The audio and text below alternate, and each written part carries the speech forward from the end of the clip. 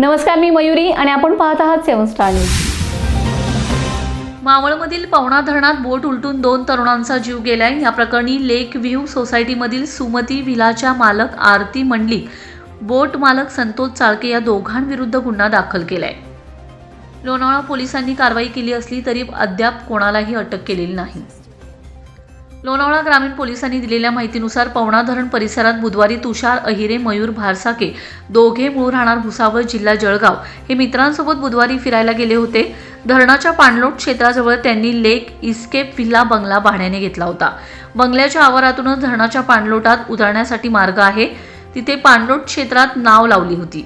या नावेतून तुषार, मयूर आणि त्याचे मित्र बुधवारी दुपारी 4च्या सुमारास फिरायला गेले। त्यानंतर मयूर भारसाके ज्या नावेत होता ती नाव अचानक उलटली। मयूर बुडतोय हे पाहून दुसऱ्या नावेत असणारा तुषार अहिरे त्याला वाचवायला गेला। दोघांनी पोहत बाहेर येण्याचा प्रयत्न केला, मात्र पाण्याच्या खोलीचा अंदाज न आल्याने दोघे जण बुडालेत। घटनेची माहिती मिळताच पोलीस व शिवदुर्ग रेस्क्यू पथकातील स्वयंसेवकांनी दोघांना बाहेर काढले।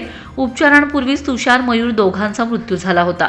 या घटनेत जबाबदार सुमती विलाचे मालक आहेत अशी तक्रार मृतांच्या नातेवाईकांनी केली होती। त्यानुसार दोघांवर गुन्हा दाखल केलाय। Bureau report 7 star news.